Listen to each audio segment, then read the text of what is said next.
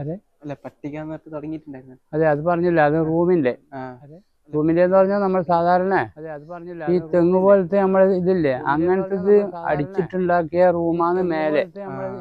കാരണം 2-3 റൂം മേലെ ആക്കിയിട്ട് ഇതിന്റെ ഉടമ താമസിക്കുന്ന മേലെ ടെറസിന്റെ മേലെ അവിടെ തന്നെയാണ് താമസിക്കാം. അതിന്റെ തന്നെ മേലെ ഉണ്ടാവും. മേലെ എന്ന് പറഞ്ഞാൽ മേലെ വല്ല പായെല്ലാം കെട്ടിയിട്ട് 2-3 മാസത്തിലേ വേണ്ടു. അതിന് നല്ലൊരു പൈസ കിട്ടും ഇവർക്ക് വാടക. അടിയിലെ 2 നില വാടക കൊടുത്തിട്ട് മേലെ അടിയിലെ വാടക നല്ല വാടകയായിരിക്കും. അതിന്റെ മേലുള്ള തട്ട് ഈ സാധാരണ നമ്മൾ ചെറിയ തെങ്ങൊക്കെ വണ്ണം കുറഞ്ഞ തെങ്ങെല്ലാം മുറിച്ചിട്ട് ഇങ്ങനെ ഇട്ടിട്ട് അതിന്റെ മേലെ പട്ടികയും മരവും അടിച്ചിട്ട് നേരെ സിമെന്റ് ഇട്ട് കഴിഞ്ഞാൽ റൂമായി. അങ്ങനത്തെ റൂമാണ് ആ സമയത്ത്. ഇന്ന് ബിൽഡിംഗ് ശരിക്കും പറഞ്ഞാൽ ഒരാളെ വീടാണ്. അങ്ങനെ പല ആൾക്കാരും ഉണ്ട്. പക്ഷെ നമുക്ക് പരിചയക്കാരെ കിട്ടിയത് കൊണ്ട് നമുക്ക് വാടക കുറെ കുറഞ്ഞു കിട്ടിയിരുന്നു. പിന്നെ ദിവസമായിട്ട് പിന്നെ ഒരു ചോദ്യം എന്ന് പറഞ്ഞാൽ കപ്പലിലെ ഭക്ഷണത്തെ സംബന്ധിച്ചില്ല. കാരണം നമ്മൾ ഇവിടുന്ന് ആവോലി എന്ന് പറയുന്ന കറുത്ത പിന്നെ അത് വെള്ള ആവോലിയുണ്ട്, നല്ല ടേസ്റ്റ് ഉണ്ടാവും കേട്ടോ. നമുക്കെന്ന് പറഞ്ഞാൽ ശരിയായിട്ട് ഒരു പീസ് തരും നമുക്ക് കപ്പലിന്റെ ഭക്ഷണത്തിന്. ആ ഒരു പീസ് തന്നെ തിന്നാൻ കഴിയില്ല, അത്രയും നല്ല ടേസ്റ്റും അത്രയും നല്ല സാധനമാണ് ഈ ആവോലി പറഞ്ഞത്. പിന്നെ എന്റെ ചെറുപ്പത്തില് ഞാൻ എന്റെ യാത്ര ചെയ്തിട്ട് ഞാനവിടെ ചെറുപ്പത്തിലേ പോയിട്ട് എന്റെ യാത്ര ഞാന് കണ്ണൂരിൽ നിന്ന് പോകുമ്പോൾ എന്റെ ജ്യേഷ്ഠൻ എന്റെ കയ്യിൽ തന്നതാണ് 100 രൂപ. കണ്ണൂരിൽ നിന്ന് പോകുമ്പോൾ 62 രൂപ ടിക്കറ്റ്. എന്റെ വസ്ത്രമായിട്ട് എന്ന് പറഞ്ഞാൽ ഞാൻ യാത്ര ചെയ്യുന്ന സമയത്ത് ആ സമയത്തുണ്ടല്ലേ എന്റെ കയ്യിൽ ഒരു ജോഡി തുണിയും കുപ്പായം ഉണ്ടായിരുന്നു. ഒരു ജോഡി മാത്രം. ഷഡ്ഡി, ഒരു ബനിയൻ, ഒരു ഷർട്ട്, ഒരു തുണി, അത്രേ ഉണ്ടായിരുന്നു. അങ്ങനെ നിന്നിട്ട് യാത്ര ചെയ്തു. കാരണം അത്രയും റിസർവേഷനോ കാര്യമോ ഒന്നും ഇല്ല. നിന്നിട്ട് ഇവിടുന്ന് ആർക്കോണം പോയി. ആർക്കോണം മദ്രാസ് വണ്ടിക്ക ബോംബെക്ക് പോകുന്നു. വേറെ ഒരു മാട്ടൂരുള്ള ഒരു പരിചയക്കാരുടെ കൂടെ പോയി. അവിടെ പോയിട്ട് പോയി നോക്കുമ്പോഴേക്കെന്ന് പറഞ്ഞാൽ സ്വന്തക്കാരായതുകൊണ്ട് മറ്റേ ജീവിക്കാൻ വിഷമമൊന്നുമില്ല, ജീവിക്കാനും ചെയ്യാൻ. പക്ഷേ എൻ്റെ എന്ന് പറഞ്ഞാൽ ആടെ പോയിട്ട് കുറച്ച് ഞാൻ മുളകൊന്നും ഞാൻ അരച്ചിട്ടില്ല. അമ്മയും കുട്ടിയോണ്ട് അരക്കണം മുളകല്ലോ അവിടെ. അങ്ങനത്തെ ജീവിതമാണ്. ഒരു ദിവസം കൂടിയാലും 2-3 ദിവസം കൂടിയാലേ കുളിക്കാൻ പറ്റും ജീവിതമാണ്. ഒരു തവണ കുറെ ദൂരെ പോകണം പൈപ്പും കാര്യത്തിനും. നമ്മുടെ പൈപ്പും കാര്യം സ്വന്തമില്ല. അപ്പൊ രാത്രി കച്ചവടം കഴിച്ച് കടയിലും പൂട്ടി ഞാനും എൻ്റെ കൂടെ ഉള്ളവനും പിന്നെ എൻ്റെ മുതലാളി ഉണ്ടാവില്ല. മുതലാളി എന്ന് പറഞ്ഞിട്ട് നമ്മ എല്ലാവരും കൂടി പോയി കുളിച്ച് ഈ 1-2 ഡ്രസ്സെല്ലാം അലക്കിയിട്ട് പിറ്റേന്ന് കൂടെ വെള്ളം എടുത്തിട്ട് വരണം. അടുത്ത ദിവസത്തേക്കുള്ള ഞാൻ ഡ്രമ്മ് ഞാൻ സ്വന്തം ഒരു ഡ്രമ്മ് തലയിൽ വെച്ചു. മറ്റേ ഒരു 2 തൊട്ടി ബക്കറ്റ് നേറ്റിയിട്ടാണ് ഞങ്ങൾ വരുന്നത്. കുറെ ദൂരം വരുന്ന സമയത്ത് അവിടുന്ന് ഒരു കോണി ഇറങ്ങാനുണ്ട്. അത് ഇറങ്ങിയപ്പോൾ എൻ്റെ അനുഭവത്തിൽ പറയാന്ന് പറഞ്ഞാൽ ഞാനും ഡമ്മും എല്ലാം ഒട്ടാകെ വീണു. ഒന്നും പറ്റിയിട്ടില്ല. പിന്നെ ഈ വെള്ളം പോയിട്ട് എടുത്തു കൊണ്ടുവരണ്ടേ. കൊണ്ടുവന്ന് അതൊരു അനുഭവം പറയാണ്. അങ്ങനെ ചെയ്ത് പിന്നെ അങ്ങനെ ആയിക്കൊണ്ടിരുന്ന് കുറെ കഷ്ടപ്പെട്ടിട്ടുണ്ടായിരുന്നു. ആദ്യം ഉള്ളിച്ചാക്ക് വിരിച്ചിട്ട് ന്യൂസ് പേപ്പർ തലക്ക് വെച്ചിട്ട് കിടന്ന് അങ്ങനെയാണ്. അങ്ങനെയെല്ലാം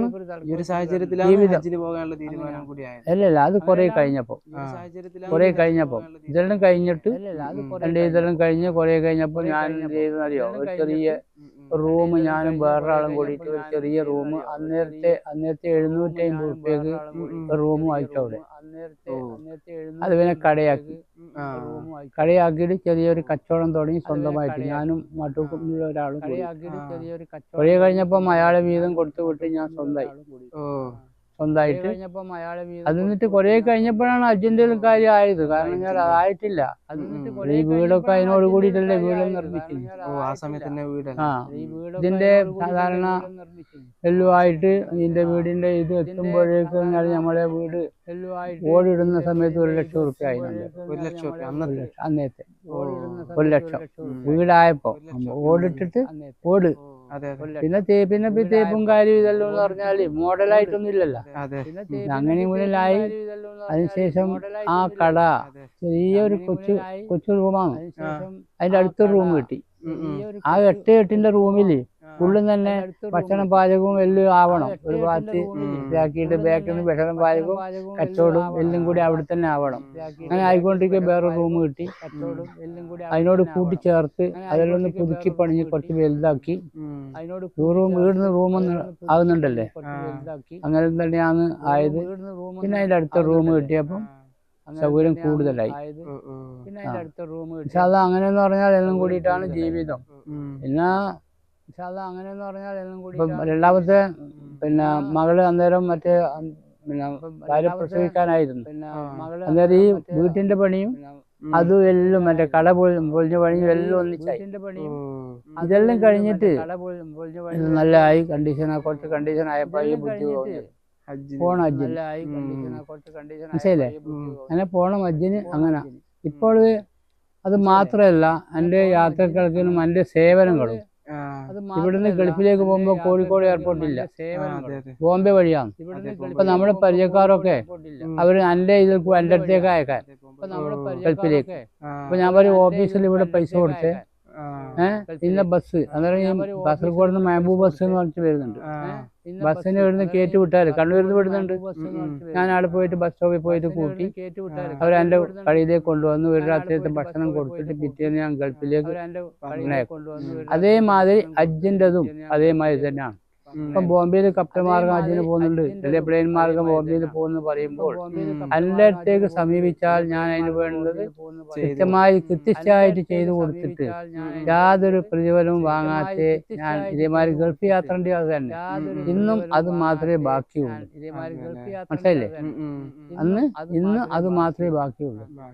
കാരണം ആരും തന്നെ അത് ഞാനന്ന് എന്തെങ്കിലും അത് വാങ്ങിച്ചു പോയി കഴിഞ്ഞാൽ പിന്നെ ആ നന്ദി ഉണ്ടാവില്ല, അല്ലേ? ഒരു കഥയിൽ കൂടി പറയുന്നതാണെന്നറിയോ? കാരണം ഞാൻ എൻ്റെ ഒരു സുഹൃത്ത് കൂടി ഞങ്ങൾ ഒരു കട കൂടാണ്ട് വേറൊരു കട എടുത്തി.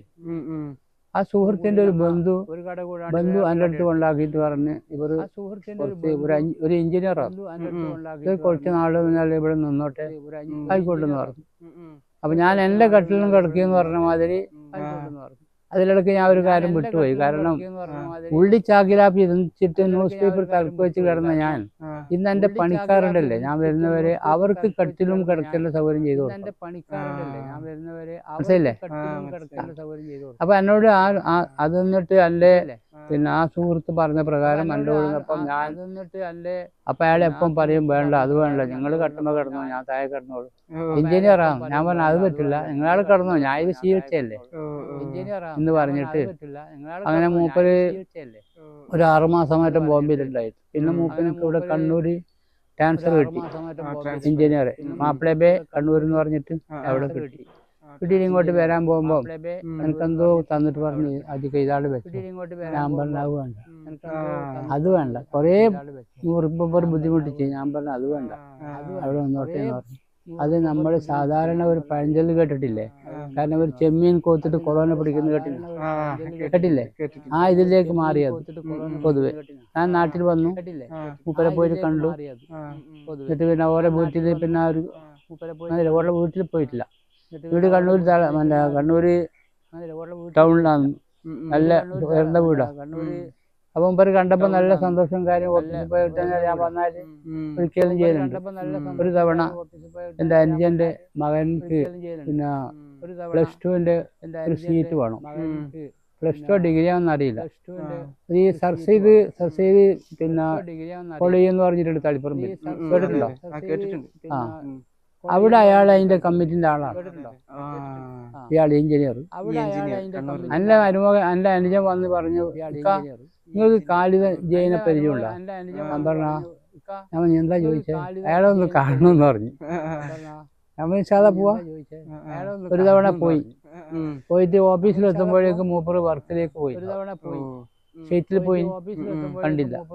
വേറൊരു ദിവസം പിറ്റേന്ന് രാവിലെ അവർ വീട്ടിലേക്ക് പോയി കണ്ടില്ല. വീട്ടിൽ പോയിട്ട് അവിടെ പോയി ബെല്ലടിച്ചപ്പോ മകൻ വന്നിട്ട് ഞാൻ ചോദിച്ചു ഉപ്പയുണ്ടോന്ന് ചോദിച്ചു. ആ ഉണ്ടെന്ന് പറഞ്ഞു. മൂപ്പൻ എന്നെ കണ്ടപാട് കെട്ടിപ്പൊടിച്ചിട്ട് രാജിക എന്താണ് പറഞ്ഞേ, എന്താണ് രാജിക വന്നത്? ഞാൻ പറഞ്ഞു ഒന്നുമില്ല, വെറുതെ അങ്ങനെ ഒന്ന് കാണാൻ വേണ്ടി വന്നേ, എന്തെങ്കിലും ഇല്ലാണ്ട് വരില്ലല്ലോ എന്ന് പറഞ്ഞു. ഞാൻ പറഞ്ഞു ഇങ്ങനെ വന്നതാണ്. ചായകൾ കൊണ്ടുതന്നു, ചായകളും കുടിച്ച് ഞാൻ പറഞ്ഞു ഞാൻ വന്നത് ഇതെൻ്റെ അനിയനാണ്, ഇവനിക്ക് നമ്മളെ എക്സർസൈസ് കോളേജിൽ സീറ്റ് വേണം. അയാളോട് പറഞ്ഞു സീറ്റല്ലേ വേണ്ടു. ഞാൻ പറഞ്ഞ ഉസ്മാനിക്കാന്ന് പറഞ്ഞിട്ടുണ്ട് ആളെ. ആളെ തുടങ്ങിയാല് അതിൽ ഇത് തുടങ്ങിയാല് ഓരോട് ഞാൻ പറഞ്ഞെന്ന് പറഞ്ഞാൽ മതി. മനസ്സിലായില്ലേ? അപ്പം അതെവിടുന്ന് കിട്ടാന? അതേമാതിരി യാത്രക്കാരുമായിട്ട് ബന്ധപ്പെട്ടും ഇന്നും അതാ ബാക്കി. എനിക്കറിയുന്നില്ല, ഇന്ന് ഞാനൊരാൾക്ക് ഉപകാരം ചെയ്ത് എനിക്കറിയുന്നില്ല, എന്നോട് വന്ന് ഒരു അന്നറിയോ നമ്മളില്ല, ഞാൻ ഇന്നാളെ മകനാ, നിങ്ങളെ പേടിയിൽ ഒരു ദിവസം ചോദിട്ടാ പോയി എന്നൊക്കെ പറഞ്ഞിട്ട് സന്തോഷം. അത് ഈ പ്രതിഫലം വാങ്ങിയിട്ടുണ്ടെങ്കിൽ ആ സന്തോഷം ഉണ്ടാവില്ല. പിന്നെ ഉണ്ടാവോ? അപ്പൊ അതിൽപ്പെട്ടതാണ് ഹജ്ജിന്റെ. ഹജ്ജിനും പല ആൾക്കാർക്കും പോകുമ്പോഴേക്കെന്ന് പറഞ്ഞാല് ഉടനാട് എത്തി അവരെ കണ്ട് അവർക്ക് എന്താ വേണ്ടത് അവര് യാത്ര അടക്കം ചോദിച്ചറിഞ്ഞിട്ട് ഹജ്ജിന് കയറ്റി അയക്കുന്ന ഒരു ഇതും കൂടി ഉണ്ടായിരുന്നു അല്ലെ? അല്ല, നമ്മള് ഈ ഹജ്ജിന് നമ്മള് കപ്പലിലേക്ക് അവിടെ എത്തിയതിനു ശേഷം ഇപ്പൊ കാണുന്നത് പോലെ അറഫയിലേക്ക് നീങ്ങാനും മിനയിലേക്ക് പോകാനെല്ലാം ബസ് സൗകര്യം അന്നും ഉണ്ടായിരുന്നു. ബസ് സൗകര്യം എന്ന് പറഞ്ഞാൽ അങ്ങനെ കൂടുതൽ സൗകര്യത്തിന്റെ അല്ല. അന്നേരം എന്ന് പറഞ്ഞാല് കൂടുതൽ ഓർമ്മയിൽ കിട്ടുന്നില്ല എന്തെല്ലാന്ന്. കാരണം ഞാൻ ചെറുപ്പക്കാരായതുകൊണ്ട് എന്തിനും ഓടിച്ചാടാനും അവരെ കൂടെ പോകാനും നമുക്കെല്ലാം പങ്കുചെയ്യുമല്ലോ. പങ്കുചെയ്യും. ബസ് സൗകര്യം ഉണ്ടായിരുന്നു. മെട്രോ ആദ്യം ഉണ്ടായിട്ടില്ല. അത് എന്റെ രണ്ടാമത്തെ യാത്രയിൽ മെട്രോ ഉണ്ടായി. 2012 രണ്ടാമത്തെ യാത്ര. അത് 77, ഇത് 2012. ഈ ലാസ്റ്റ് മകളെ കല്യാണം കഴിഞ്ഞതിന് ശേഷം ഞങ്ങൾ രണ്ടാളും ഒരാഗ്രഹം 2 കൊല്ലം കൊടുത്ത് കിട്ടിയില്ല, 3ാമത്തെ കൊല്ലം കിട്ടി. ഭാര്യനും കൂട്ടി പോയി. അല്ല, ഞാനിങ്ങനെ ഒരു പുസ്തകത്തിൽ ഇങ്ങനെ വായിച്ചിട്ടുണ്ട്, ഒട്ടകത്തിന്റെ മേലയിൽ അങ്ങോട്ടും ഇങ്ങോട്ടും പോകുന്നതായിട്ടൊക്കെ. അങ്ങനെ എന്തെങ്കിലും അനുഭവങ്ങൾ ഉണ്ടായിരുന്നോ? ഒന്നും ഉണ്ടായിട്ടില്ല. അന്ന് നല്ല പ്രായം, നല്ല മറ്റേ യൗവന പ്രായമല്ലേ. കാരണം നല്ല സ്ഥലത്തേക്ക് പോകുമ്പോ കാറിലൊക്കെ കയറിയിട്ട് അതൊക്കെ എന്ന് പറഞ്ഞാൽ അവിടെ എത്തി. അന്ന് ഇത് തിരിഞ്ഞും മറിഞ്ഞുമായിട്ട് കയറണം. ഇന്ന് സ്റ്റെപ്പെല്ലാം ആക്കി. ഇറാഖുവിന്റെ ഇത് കാണാൻ വേണ്ടിട്ട് കയറുന്നില്ലേ, അവിടത്തേക്ക് നല്ല സൗകര്യമാക്കി. ഇപ്പൊ സ്റ്റെപ്പെല്ലാം ആക്കി എന്ന് പറഞ്ഞു. അന്ന് നമ്മ പോകുമ്പം ചവിട്ടിയിട്ട് പാറന്റെ മേലെ കൂടി പോകണം, എന്നാലും അവിടെ എത്തിയിട്ട് 2 റക്അത്ത് നിസ്കരിച്ചിട്ട് ഇറങ്ങി ഇങ്ങോട്ട്. അന്നേരം ഇത്ര തിക്കില്ല. ഇപ്പം എന്ന് പറഞ്ഞാൽ എല്ലാം ഒരാൾ 2 റക്അത്ത് നിസ്കരിച്ച് കഴിയുന്നതിന് മുമ്പിലേ മറ്റോ മുട്ടാൻ തുടങ്ങും.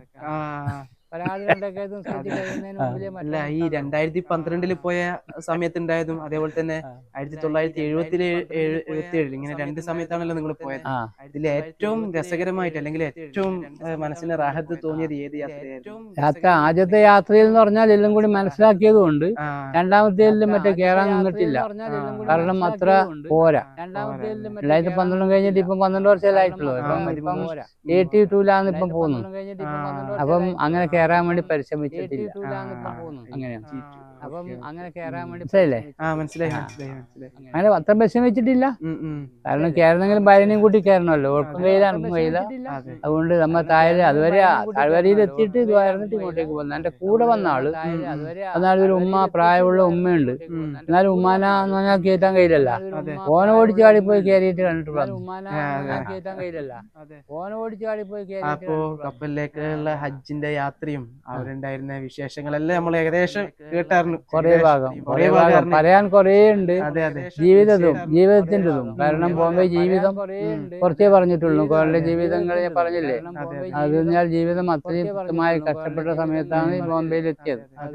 അത്രയും വിഷമം ഇതായത് സമയത്തായതുകൊണ്ട് ഇവിടുന്ന് 4ാം ക്ലാസ് വിദ്യാഭ്യാസം മാത്രമേ ഉണ്ടായിട്ടുള്ളൂ. മതപരമായിട്ടും ദീനപരമായിട്ടും 4ാം ക്ലാസ്. 4ാം ക്ലാസ്സിൽ എന്ന് പറഞ്ഞാല് പോയിട്ട് ഉസ്താദ് താമസിച്ചതുകൊണ്ട് സ്കൂളും പിന്നെ മദ്രസ എല്ലാം ഒന്നിൽ തന്നെ. 5ാം തരം വരെ ഉള്ളൂ. അന്നേരം 5ാം ക്ലാസ് വരെ ഉള്ളൂ. ഇരുനാവിൽ എന്ന് പറഞ്ഞ സ്ഥലത്ത് താമസിച്ചു പോയപ്പോ ഉസ്താദ് കയറ്റിയില്ല. അന്നത്തെ ഭയങ്കര ശിക്ഷയാണ്. ഇന്നത്തെ മാതിരിയല്ല. ഡെസ്കിന്റെ മേലെ നിർത്തിയിട്ട് അടിയാണ്. ഡെസ്കിന്റെ മേലെ, ബെഞ്ചിന്റെ മേലെയല്ല, ഡെസ്കിന്റെ മേലെ നിന്നിട്ട് അടിയെന്ന് പറഞ്ഞാല് അങ്ങനെ താമസിച്ചു പോയപ്പോ നമ്മൾ 2-3 നാൾ അവിടെ നിർത്തി. കേരള നോട്ട്. അങ്ങനെയാണ് ബോംബെയിലേക്കും. അപ്പൊ അടിയിൽ ഇങ്ങനെ നോക്കിയപ്പോ ഉസ്താദ് അങ്ങേ ഭാഗത്താ ഉള്ളത്. അതേ പോക്ക് വീട്ടിലേക്ക് പോയിട്ട് പിന്നെ തിരിച്ചു പോയിട്ടില്ല. അങ്ങനെ അങ്ങനെയാണ് സ്കൂൾ പഠനം, സ്കൂൾ പഠനം മദ്രസ പഠനം. അതെ. അങ്ങനെയാണ് ഈ മട സ്കൂൾ പഠനം, സ്കൂൾ പഠനം മദ്രസ പഠനം. പിന്നെന്ന് പറഞ്ഞാൽ നോക്കിയിട്ടും അവൻ സ്വന്തം ബുദ്ധിപൂർവ്വം എല്ലാം കൂടി ഇങ്ങനെ നോക്കിക്കോണം പഠിച്ചുകൊണ്ടും എല്ലാം ആയിട്ട് അങ്ങനെയാണ് കരകയറിയിട്ട് വന്നത്. ഈ ഹജ്ജിൽ നിന്ന് ഈ കപ്പലിൽ നിന്നുള്ള മടക്ക യാത്രയിൽ നിന്നുള്ള എന്തെങ്കിലും അനുഭവങ്ങൾ? മടക്കത്തിൽ പിന്നെ എന്താ അനുഭവം വേണ്ടേ, ഒന്ന് നാട്ടിലെത്തി കിട്ടിയാൽ മതി എന്ന് പറയുമല്ലോ. മൊത്തത്തിലൊന്ന് ക്ഷീണിച്ചിട്ടുണ്ടാവില്ലേ? ക്ഷീണം പേടിയും വന്നിട്ടില്ലല്ലോ. നല്ല ചെറുപ്രായമല്ലേ, എന്റെ കൂടെ ഉള്ള ആള് കൂടുതൽ പ്രായം. എന്നാലും നമ്മൾ ഈ കപ്പലിലാണ് കുറെ ആടുന്ന ആള് ഇങ്ങനെ ആടുന്നുണ്ട് പക്കയല്ലേ. കുറച്ചൊക്കെ ഒരു ധൈര്യം വേണം. എന്നാലും ഇത്ര ചെറിയ വയസ്സല്ലേ എന്തൊരു ആട്ടം വന്നിരുന്ന്. നല്ല യൗവന സമയല്ലേ അന്നേരം, 32 എന്തെങ്കിലും പറയുമ്പോ അല്ലേ. സമയം തന്നെയാണ്. പിന്നെ 32 പറയുമ്പോ അല്ലേ. കടലിൽ എന്തെങ്കിലും പേടിപ്പെടുത്തുന്നതായിട്ടുള്ള എന്തെങ്കിലും സാഹചര്യങ്ങൾ ഒന്നും ഉണ്ടായിട്ടില്ല. അങ്ങനെ ഒന്നും ഉണ്ടായിട്ടില്ല. ഒന്ന് ബോംബെക്ക് എത്തി കിട്ടിയാൽ മതി എന്നാണ് വരുമ്പോ വിചാരിച്ചത്. പിന്നെ ലഗേജ് കിട്ടുന്നവരെ അത് കിട്ടി. കടയിലൊക്കെ പോയി. കടയിലൊന്നും വെറുതെ പോയിട്ടേ ഉള്ളൂ. ലഗേജെല്ലാം മറ്റേ മുസാഫർഖാനിൽ തന്നെ ഉണ്ട്. അങ്ങനെ ഞങ്ങള് അപ്പോഴേക്കും നമ്മളെ ടിക്കറ്റിലും ബുക്കിംഗ് ആയി. വണ്ടിക്ക് ഇങ്ങോട്ട് വരാൻ എല്ലാവർക്കും ഏടാ ഒന്നിച്ചിട്ട്. എന്നാലും ഒന്ന് കടയിൽ പോയിട്ട്, നമ്മുടെ നാട്ടുകാരൻ തന്നെ കടയിലുള്ളത്, അവനൊന്ന് കണ്ടിട്ട് തൽക്കാലം പറഞ്ഞിട്ട് വേഗം തന്നെ ഇവിടേക്ക് വന്നു. അന്ന് നിങ്ങൾ കേനൊന്നല്ല, ഈ ഒരു പെട്രോളിൽ വരുന്ന ഡ്രമ്മില്ലേ ചെറിയ 20 ലിറ്ററിന്റെ, അങ്ങനത്തെയാണ്. നമ്മൾ ഡയറക്റ്റ് തന്നെയാണ് പോയിട്ട് വെള്ളം ഡയറക്റ്റ് എടുക്കണം. അതിന് ലിമിറ്റഡ് ഒന്നുമില്ല ഇത്ര കൊണ്ടുവരാന്ന്. ഡ്രമ്മ് മനസ്സിലായില്ലേ? തൂക്കുന്ന 20 ക്യാൻ, 20ന്റെ അതിന്റെ മൂടി ഇങ്ങനെ എടുത്ത് തിരിച്ചതാ.